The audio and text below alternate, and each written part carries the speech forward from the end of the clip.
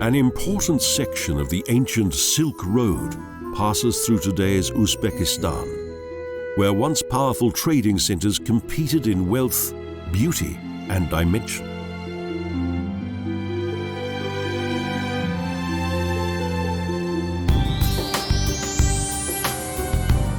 We begin our journey in Tashkent, capital of Uzbekistan, in the city of Amir Timur, the riding general who established a dynasty here.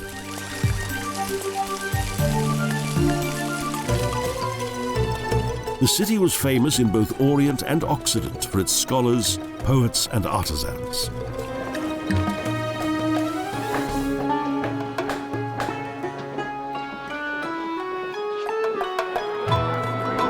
And even today, its inhabitants are proud of their legacy, which is a combination of Oriental, Russian, and Soviet times. The original oasis became the Stone Town. Arabs conquered the territory. Next, Genghis Khan and his horsemen invaded. And at the end of the 14th century came Amir Timur.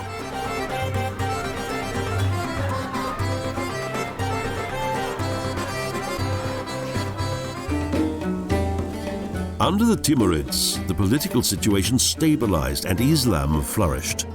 Can I get a refill, please?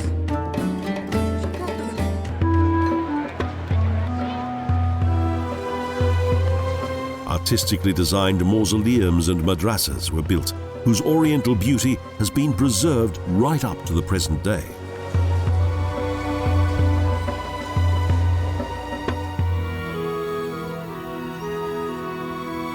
A mausoleum was built on the grave of Kafar ash-Shashi, one of the first imams of the Muslim world.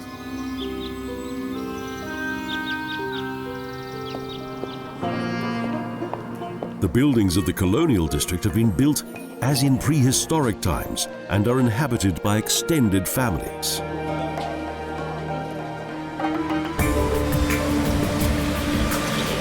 Modern Tashkent, also known as Russian Newtown, contains broad avenues, much greenery, and fine, brilliant white buildings.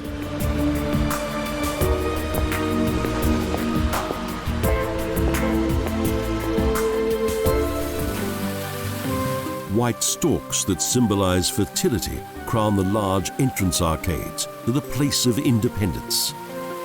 In the background is the golden globe that represents Uzbekistan.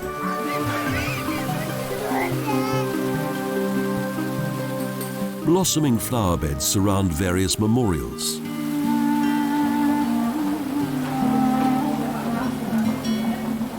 And artists inhabit the Broadway. The grandiose opera house surprises, as does the huge Tashkent Palace Hotel.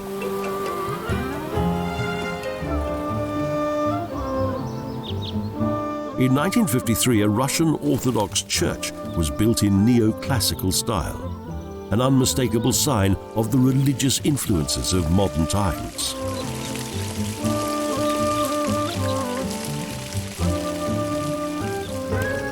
To further highlight changing times, there's even a small amusement park.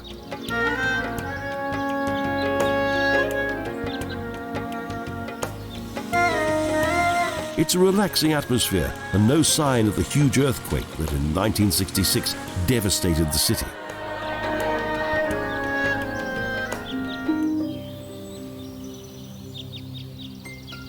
The Botanical Garden continues to recall the original, relatively small oasis, which in the 10th century was named Shash.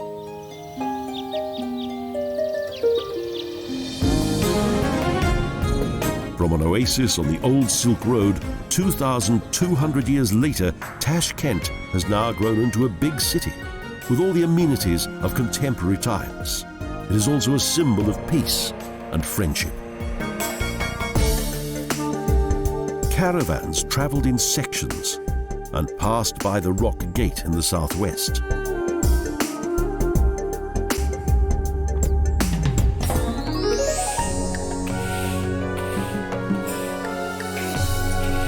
They traveled to Samarkand. Samarkand, Pearl of the Orient, City of Saints, Paradise of the East, one of the country's oldest and most beautiful cities. Samarkand became integrated within the Persian Empire, was later conquered by Alexander the Great, and in the 14th century became the center of the world empire of Amir Timur.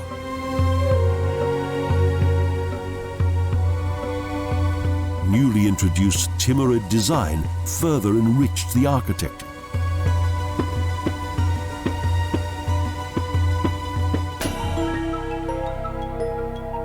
Colored mosaics of astounding luminosity compete with glazed relief ceramics whose ornamentation is composed of arabesques, font characters, and geometrical shapes.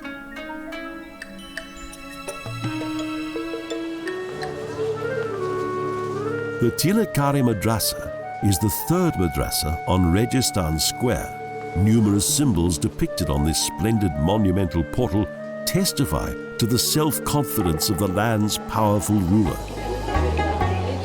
The madrassa was once a place of knowledge and is now used by merchants and artists who continue to demonstrate their skills here.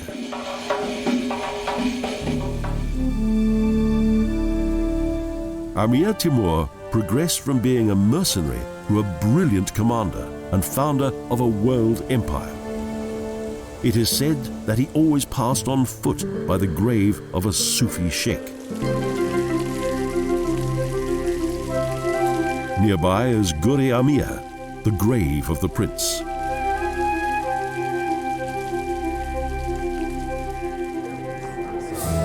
It is the mausoleum of the once powerful Amir Timur and some of his closest relatives and associates. 9 cenotaphs of precious stone mark the tombs.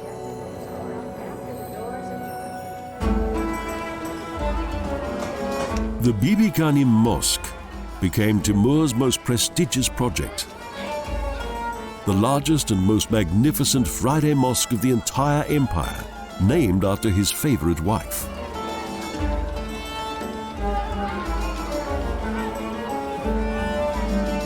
Opposite is the Bibi Kanim Mausoleum.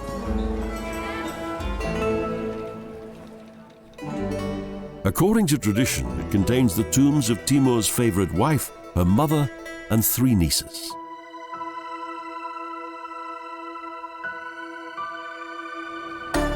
The Zinder Necropolis, a pilgrimage destination, existed long before Timur.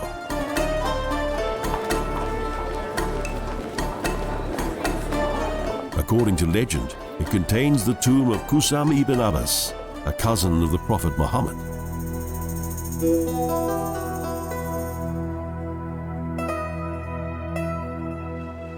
Numerous mausoleums line the narrow streets.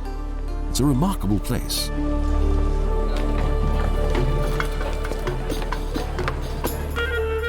A place of faith and peace, and also Majolica art at its best. Even today, the complex consists of 20 buildings, most of which date back to the 14th century.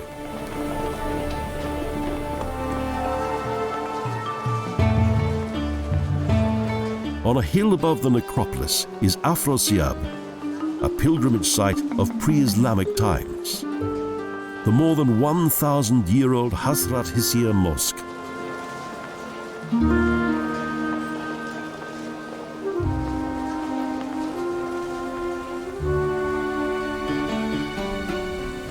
The Afrosierra Museum contains archaeological finds from that period up to the Arab conquest. Mosaics, carpets, ceramics, coins, and wall paintings from the Sogdian period.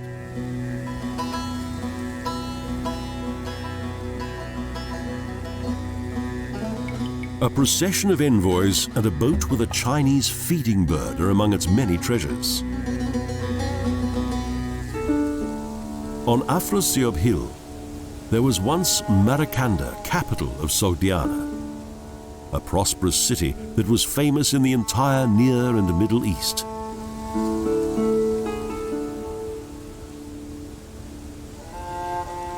Until it was eventually destroyed in the Mongol invasions of the 13th century.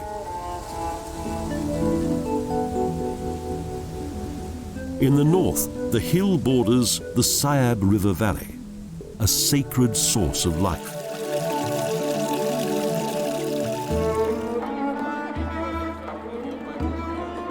Situated on a slope lies the tomb of Daniel. It's believed that Amir Timur brought the bones of the prophet here from his Persian campaign.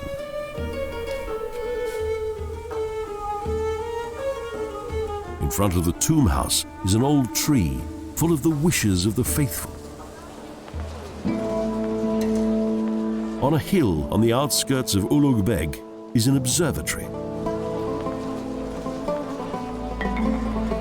Its remains are still spectacular and reminiscent of the astronomical obsession of Amir Timur's wise nephew.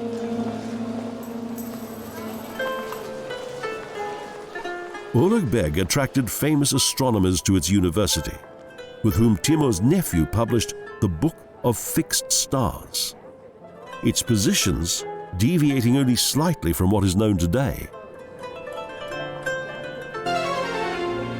Samarkand is like a fairy tale, the glamorous face of the earth. The Silk Road led through deserts, and caravanserais such as Rabot e Malik were the only resting places on the road between oasis towns, for both man and beast. Here a water reservoir was worth more than all the gold in the world.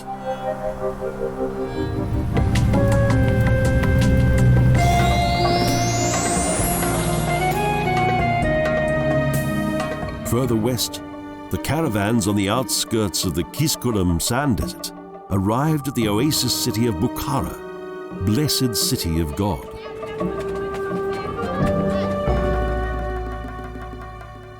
In the Middle Ages, one of the most important religious and economic centers of the Islamic world.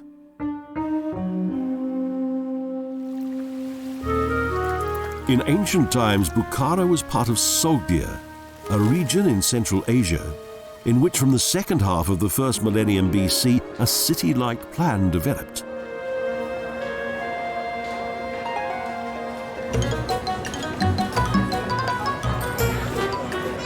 It was a city of poetry, myths and legends, with 350 mosques and more than 100 madrassas. On the outskirts of the ancient town of Khor Minor is the Madrassa of the Four Minarets. The oldest Magoki Atori Mosque is located on the site of what was originally a place of worship for the moon god Sin, and later a Zoroastrian fire temple. Due to its central location on the Silk Road, in pre-Islamic times, Bukhara was an important center of trade.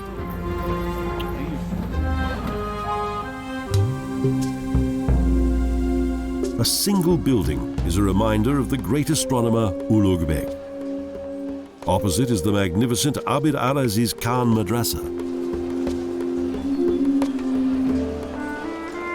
where trade routes crossed. A dome was built above the junction, and amongst other things, jewelry was offered for sale.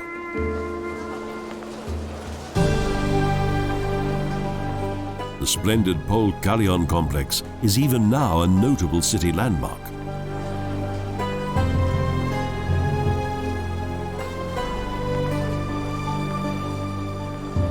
Its Friday mosque can accommodate 10,000 worshippers.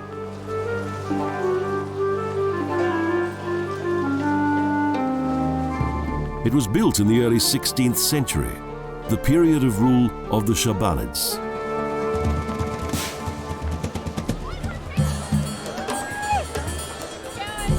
Following the foundation of the Arab Caliphate, Islam was established, and the Ark Citadel became the castle of the Emir of Bukhara.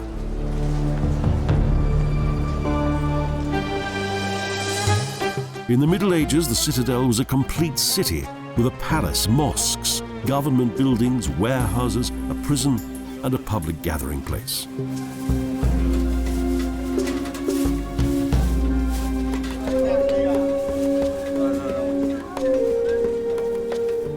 The emirs were regarded as prodigal addicted to both pomp and cruelty, until the last one was forced to flee from Russian rule.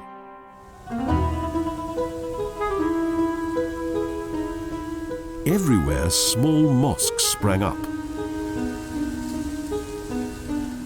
And as this area was desert, its inhabitants begged God for water. Hiob appeared, banging a stick on the ground, and consequently a fountain filled with water.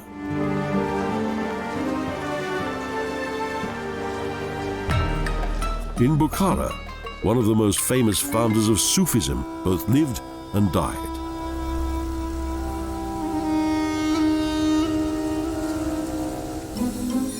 Namely Bakhauddin Naqshbandi, for whom this holy place of pilgrimage in Bukhara was built during its construction period of 5 centuries.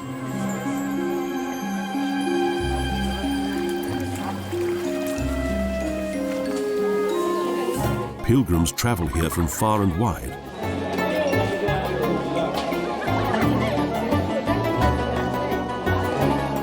The motto of the Sufi Brotherhood was, "The way to God is in mutual relationship with Him and not in hermitage."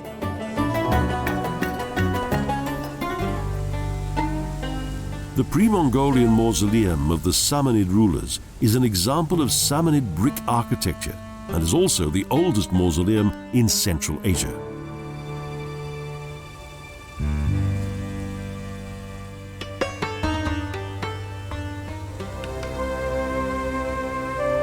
To the west of the old town is the large Gur-e-Amir necropolis, burial place of Abu Bakr and his 3 brothers, the Saids, descendants of the Prophet.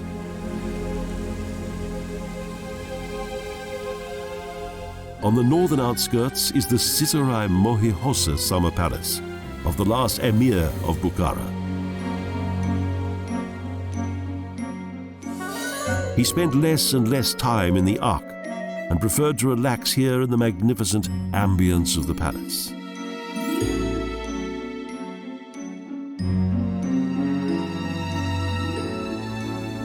The spacious park also included the Emir's harem.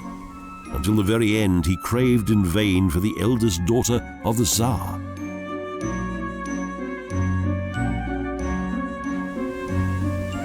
A water basin in front of the main palace makes it appear even larger.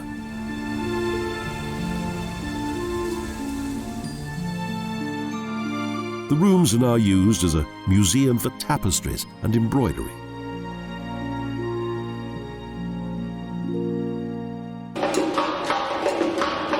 Dance and architecture remain the cultural heritage of the ancient Silk Road, full of all the magic and charm of the Orient. The Silk Road continues through the Kitsil Desert and along the Amu Darya River.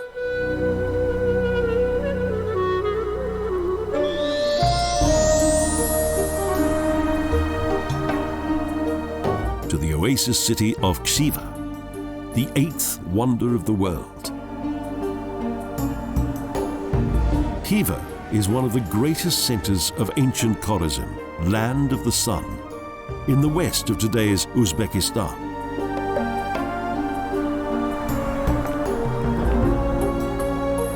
Kokhna Ark, fortress of the Khan, is situated within the city walls. The Ark became a city within a city, with various courtyards and a small throne hall with a wooden throne covered with fine silver leaf.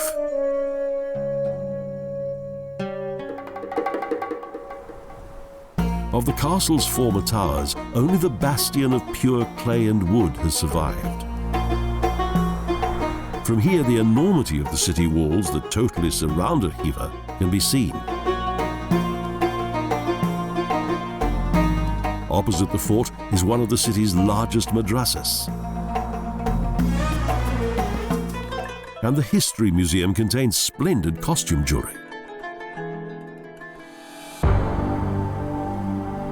A massive wall protects the city.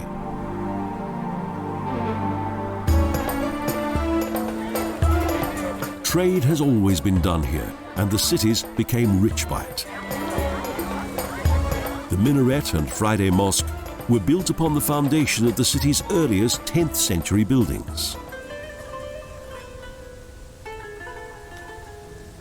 An archaic mosque design with a low hall whose flat roof is supported by 212 columns.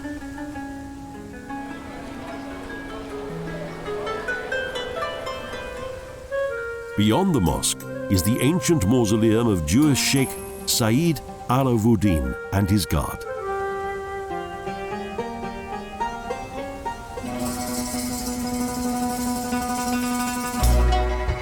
Next, the Pahlavan Mahmud Mausoleum.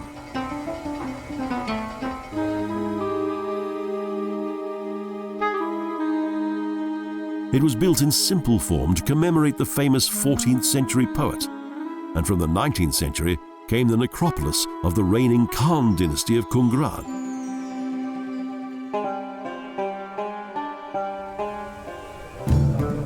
Now a much visited pilgrimage site.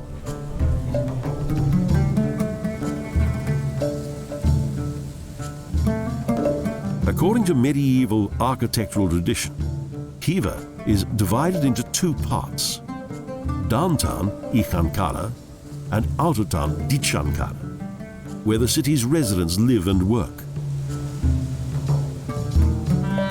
Due to ancient tradition, men of faith were buried within the city wall, overseeing and protecting their city, even in death.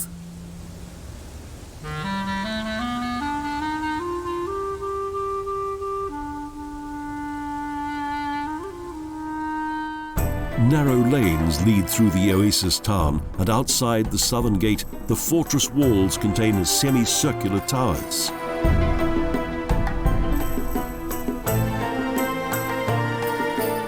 Near to the eastern gate, domes indicate bathhouses.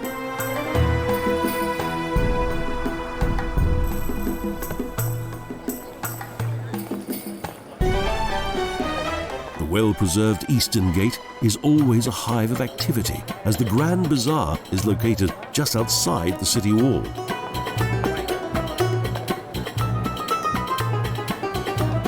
And today, craftsmen offer their services in the gateway passage.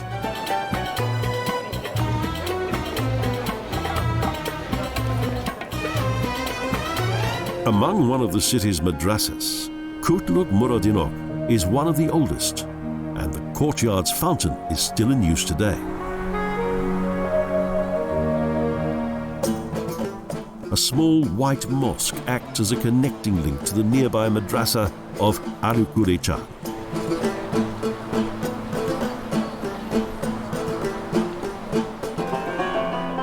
He had this magnificent madrassa built alongside a large caravanserai.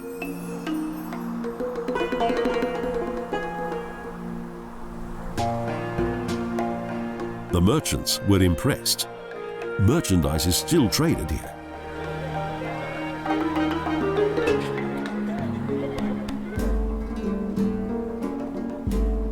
Tosh Hovli, the stone yard, was the main palace of Orakuri Khan, a complex with several courtyards of various sizes.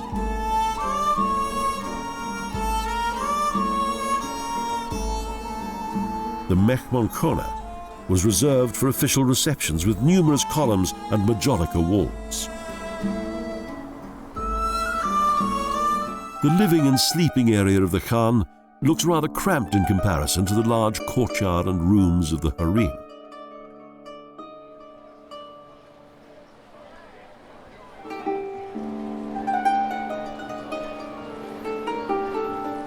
The elevated section for the Khan's yurt fills the small courtyard, whose walls and iwan are decorated with majolica tiles.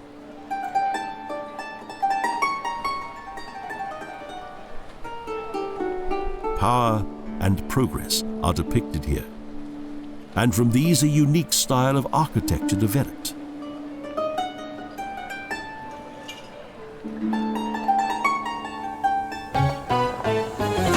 Despite its varied history, the mysterious city of Khiva has preserved the exoticism of ancient times.